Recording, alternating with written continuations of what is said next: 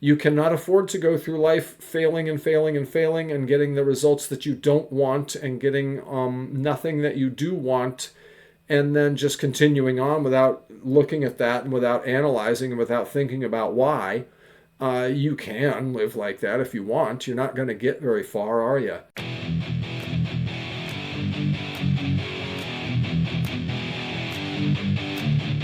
Hey, it's Rob, and this is it. Chapter 10 in the book Heads Up Baseball. If you don't have it yet, get it through the link down below. I recommend this book highly as a personal growth and self-development book, and you'll find out why when you watch the rest of the chapters that I have videos for here, or if you've watched them all already, you know why. And you know how we're using this stuff in our lives, and you're using it in your life, I hope, by now too. There's been a lot of opportunity to extract things from this that I think are useful in life and that I've been using in my own life for many years, which is why I wanted to share it with you. So, chapter 10 is all about special opportunities to learn, right? Special opportunities to learn. This is, they talk about injury, they talk about losing and failing, and so these are the things that we're going to talk about in this last chapter, in chapter 10. Now, if you have gone along this whole time and you are a little lost because you don't have the book, again, I recommend you get the book, but if you don't want to, if you can't afford it right now, whatever the case might be, whoever's watching, you can get my notes to the book, and those are free. And all you got to do is go over to the website. That's www.yoursoulsource.com/resources. You can join the community there by dropping your email address, and I will email you the notes for this book so that you can follow along with the notes, which are a lot more extensive than these videos. These videos I make trying to get them to a commute type of length, 15 to 20 minutes. Maybe 25 max. So there's a lot that I have to cut out, I guess you would say. I don't feel like I've cut things out as much as I have summarized is what I've done.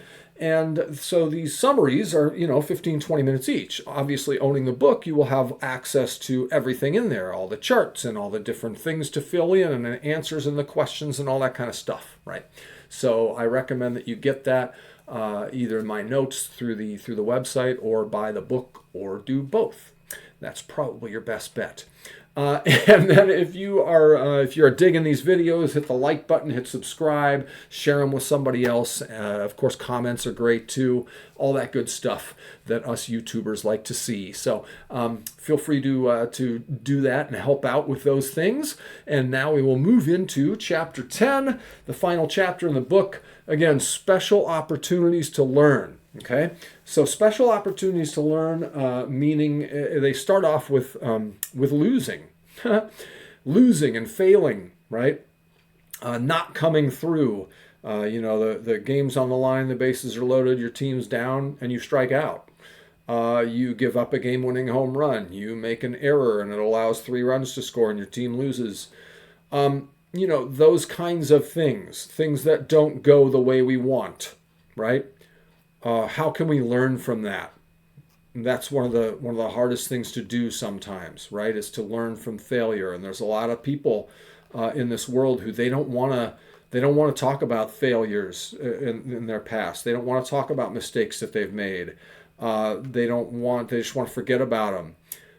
There's something to that. There's something to be said for that. And again, going back to being in the present moment and living in the here and now and being where your feet are, right, is all about letting your past go. But you need to learn from it or you're going to repeat the same mistakes, right? And nowhere is this more evident than in the game of chess. I've been a chess coach. I've been a competitive chess player. I had a chess coach of my own that trained me. And in chess, one of the most important things a player can do to improve is to go over a game that they lost with a stronger player and have the stronger player point out to them the different areas that they needed to do things differently. To say that that's a humbling experience is an understatement, right? Chess is an intellectual game, And so my intellect is reflected on the board in the moves that I make. And you're telling me it's wrong. And now you're correcting me. That's not really a comfortable position for most people to be in, right? And so a lot of chess players never really improve very much because they aren't willing to do that work. They aren't willing to sit down and do that hard work of looking at their failures and analyzing them to see what they could do differently and do better in the future. This is something that you cannot afford to do in life. You cannot afford to go through life failing and failing and failing and getting the results that you don't want and getting nothing that you do want, and then just continuing on without looking at that and without analyzing and without thinking about why. You can live like that if you want. You're not going to get very far, are you? Because you're not learning anything. You're not growing. You're not expanding. You're not leveling up. Everybody here that's watching this video, I know you want to level up. I know that we want to level up. That's, again, why I created this community. So we can level up together. So you have to be able to look at what are called, what most people call failures, losses, setbacks. You know, for me, I call them results that I don't want. Okay. And that's wordy, I know. It's not really what I call it. I just call them results. You get a result. You do something and you get a result. And if it's not the result you wanted, then you do something different next time and you try and get a different result. Like, you know, that's all it is to me. And so I don't attach any of those negative emotions to failure. That's not a thing. It's just a result. And so, you know, that's to me a healthy mindset that I adopted, and it had nothing to do with the book. But you know, it's just a way that I can help maybe get somebody else thinking in that direction too, instead of thinking about failing. Because when you're thinking about failing, then guess what? You're a lot more likely to fail, aren't you? We tend to, you know, whether you want to use the word manifest or not, we tend to manifest in our lives the things that we focus on. So if you are focused on failure, guess what? You are going to be failing more often than you should, or than you would if you were to focus, for instance, on positive results. So it's important not to dwell on failure or on losing, but to learn from it and then move on. Okay, so how do we do this? How can we learn from our mistakes? Well, you know, I'm going to go back and draw again on my chess coaching and on my chess background. And I'm going to say that the first key to this and the first thing that you need to be able to do is to recognize the mistake, right? I didn't get the result I wanted. Why? What did I do that caused the result to occur, right? Is the first step. You have to be able to recognize what it is that you did. You don't want to just start randomly changing your process. You don't want to just grasp at straws. You want to have an intellectual way of going about figuring out what it is that you need to improve so that you're not working on the wrong things and so that you can leave the things in place that are working, right? You don't want to change the wrong variable. So diagnosing that variable and figuring out what it is, or maybe there's more than one of them, but figuring out probably, I guess, what the biggest one have the most impact right away, figuring that one out, that would be the important thing to do if there were multiple. But you want to figure out that one thing that's going to make the biggest difference, and that's what you want to tweak, right? So you've got to be able to recognize that first. And so again, when you are a chess player and you are going over your game, you've got to be able to recognize where the mistake was. If you can't recognize where the mistake was, then you're destined to repeat it. That's why you need the help of a stronger player to go through your game. Or nowadays people use computers and pinpoint their mistakes that way. So you got to find the mistake. You got to diagnose the mistake. You got to figure out what it was, right, that you did that caused the result that you didn't want. Okay? And then that's something you can tweak. And that's something that you can now adjust and do better the next time in theory. And that is learning, right? That's what learning is all about. Learning is about getting better, right? We don't learn just to learn. We learn to improve ourselves. We learn to improve our lives. We learn to get better at something. So again, learning Learning's a huge part of succeeding, but you've got to be able to learn from your failures and learn from your setbacks and learn from losing. Okay? Again, going back to chess, just because this is such a, there's such a strong correlation here. There's a very famous former world champion. His name is Jose Raul Capablanca. He was from Cuba. And he was a world champion back in the 1910s and 20s sometime. And what he said, even way back then, what he said was that in order to become a good player, you're going to have to lose a lot of games. Every strong player has lost a lot of games. The key, of course, is to learn from your losses. Okay? And I paraphrased there, but basically that's the gist of what he said, is you're going to have to lose a lot of games if you want to get good at chess. All right? And in life, to succeed, thankfully, a lot of times we don't have to lose a whole bunch in order to succeed. Sometimes people, they just have a knack for something, they succeed right off the bat or very close to it.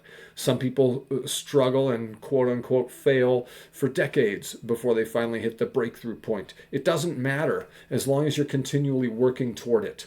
Okay? And learn from your failures and your losses, right? Do not let them define you. You cannot let your failures and your setbacks define you, right? You have got to choose your own definition of yourself. Okay, so you don't let the setback define you. You don't let the in a baseball game, going back to the book, you don't let the fact that you gave up a 3-run homer define you. Recently, there was a football game, and one of the stars of the league dropped a pass at the end of the game, and his team lost, and they're out of the playoffs. And it took him a few days to say something at all about it publicly, to the press. But one of the things I love what athletes have to say, by the way, when they lose. When they win too, but when they lose, I really love to hear like the high-performing athletes, because this gives us a real clue as to how we can get better ourselves and how we can do things differently. But he said in the quote that I won't let this event define me, this quote-unquote failure. And I don't think he used the word failure. Kind of like me, I don't use the word failure unless I'm paraphrasing or quoting or whatever. But he's going to learn from it, and he's going to come back better. It was the essence of what he said. But he very clearly said, this does not define me, and I won't let it. And so that's one of the key points of dealing with setbacks, dealing with failure, whatever you want to call it, losing. You have to decide. Right? You get to choose. You get to choose the definition of you. Nobody else does. Other people have definitions of you, but that's their definition. You know you, right? And so you get to choose your definition. So why would you choose to allow a failure to define you, especially one specific event? It doesn't sound healthy to me. So if you get to choose your definition of yourself, then choose a definition that works for you. Okay? You define you. All right? The results, the thing that happened, that doesn't define you. You define you, no matter what it is. And that goes for success too. All right? And just because somebody is successful in something, it doesn't mean that they are a success, if that makes any sense. I hope it does. But what I mean is success one time doesn't equate to success long term. Okay? Success is about continually succeeding. Very famously, both Michael Jordan and Kobe Bryant, who were both personal trained, I guess is what you would say, by a guy named Tim Grover, who writes some excellent books as well, and he's a great corporate coach now. But he was an athletic trainer, and he may still do some athletic training, I don't know. But he was Michael Jordan's personal trainer. He was Kobe Bryant's personal trainer, Dwayne Wade, a whole bunch of basketball stars. And this is a baseball book, so we're not going to get into that. But what I will say is that every single one of those guys that I just named, as soon as they won a championship, and all of those guys won many, they were already thinking about the next championship. They were already thinking about what do they got to do next to succeed the next time, because they know it doesn't define them, right? One championship or even two or three, whatever. What defines me is me. So I decide when I'm done. I decide when I've had enough championships under my belt, when I've got enough rings, right? Tom Brady's another great example of that in the athletic world. So you define you. Failure, success, any result at all does not define you unless you let it. Okay? You get to choose. So always remember that. When you have learning opportunities, setbacks, results you didn't want, failure, whatever you want to call it, when you have those things come up, the easiest way to be able to learn from them and attack them is to detach yourself from the result, right? Make sure that you are very clear about the fact that it does not define you. Because now you have that separation where you can look at it from a different angle and you can say, okay, here's where I went wrong. This is what I need to do next time. If you're too emotionally caught up in it, and if you define yourself as a failure because you failed at one thing, then you're never going to get any better at that one thing, because you're just going to walk away from it. You don't want anything to do with that anymore. It represents pain, right? So you want to be able to enhance your life. Right? You want to be able to get better. You want to be able to achieve the things that you want to achieve, right? So again, you define you and you get to choose, okay? And so again, to kind of go full circle with the whole book, basically, the one thing that the authors point out repeatedly throughout this book, there's a few things they point out repeatedly, but the one thing that really is the through line of the entire book and the theme that you really need to internalize is that you've got to know yourself. And almost all of the exercises in the book have to do with getting to know yourself. And knowing yourself, knowing your strengths and weaknesses as a ball player, or in the case of the real world, knowing your strengths and weaknesses in business, or as a romantic partner, or as a parent, or whatever the case may be, right? All the different roles that you play, knowing yourself, knowing your strengths, and knowing your weaknesses is absolutely paramount to having success long term and to achievement, because if you know yourself well enough that you know your strengths, you can play to your strengths. And if you know your weaknesses, you can develop a plan to shore up those weaknesses and turn your weaknesses into strengths. And that's another one of the things that I loved that J.T. Fox said. I've gone to seminars of his and things. And so J.T. Fox will say, if you can turn your biggest weakness into your biggest strength, you've already won. If you can turn your three biggest weaknesses into your biggest strengths, you're unstoppable. Like, that's where people hit the stratosphere of possibility and human achievement, right?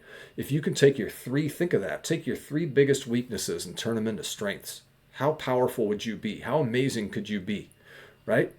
First thing you got to do is figure out what those weaknesses are. And that comes with knowing yourself, right? And so be honest with yourself when you get to know yourself, okay? This is for you and you alone, all right? If you want, again, the answers in the book, the worksheets and stuff like that, if you have the book and you want to share your answers with me, or if you have my notes and you just want to take my notes and then put in your own answers and then send them to me, that would be awesome. I would love that more than anything. And, I can share them with our community anonymously, of course. Hopefully you're a part of the community. If not, you got to get over to the website and do that. But you don't have to, okay? It's for you and it's for your eyes only. So be honest with yourself, okay? And figure out what your weaknesses are and figure out your strengths, okay? And then play to your strengths and develop a plan to improve the areas of weakness, right? And that will get you anywhere you want to go. And if you have major goals that you want to achieve, like I do, and I'm sure many of you out there do as well, for your business or for your personal life or for your finances or for whatever it might be, whatever area of life, all right? If you've got major goals, then in order to reach those goals, you've got to chase it every day. You've got to stay after it every day. And you've got to know your strengths and play to them. And you've got to know your weaknesses and have a plan and work on improving those areas. And that is how you win. And that is how we win. That is how we succeed, right? So again, opportunities to learn, right? You know, I'm not going to talk about injuries here because we're not really talking about that kind of thing. But injuries happen in sports, and so they talk about in the book coming back from an injury, and that's where the know yourself part comes in. Know when you're ready to get back out there, but push yourself too, and get yourself back out there. You're capable of more than you think. We all are. But know yourself and know your limits and know your strengths and know your weaknesses. And again, whatever happens, whatever result you get, whatever it is that went on that produced the result, don't let that result define you. Okay, you define you. You choose. And that opens up the door to actually being able to learn from the experience rather than just wallowing in your misery because things didn't go your way, right? So that's going to do it. That's the end of the book. That is the end of chapter 10. Like this video if you found use out of it. If you liked this book, I recommend, again, you go purchase a copy. Maybe you watched all 10 of these before you decided to go purchase a copy of the book, but there it is, the link right there, so you can go do that off of Amazon. I really want to express my gratitude to you for showing up here and for watching these videos and going through these lessons, I guess you could say. They really aren't intended to be lessons as much as it's just intended for me to express what I do, what works for me and the things that worked for me that I got from this particular book. And again, there will be other books and videos chapter after chapter in this exact same format where I'm going to get on, I'm going to talk, I'm not going to be in a baseball uniform on all of them. But anything doing with athletics, if I've got an athletic book, I'll probably dress the part. It's just fun for me. I really want everybody who comes across this and everybody who sees this channel to understand what's going on here. And what's going on is that I am trying to gather a community of people who want to help each other succeed and find success together and win together. And so that is what I am inviting you to be a part of. Please come over to the website to join up and be a part of it. That's www.yoursoulsource.com/resources. You can leave a comment here. I love comments. I love to interact with everyone here on YouTube and on other social media platforms as well. So check me out over there. If you ever see me at a Padres game, say hi. But these videos, I hope you've gotten something out of them, and I would love to see below in the comments different things that you have gotten from them, questions you might have, all that kind of jazz.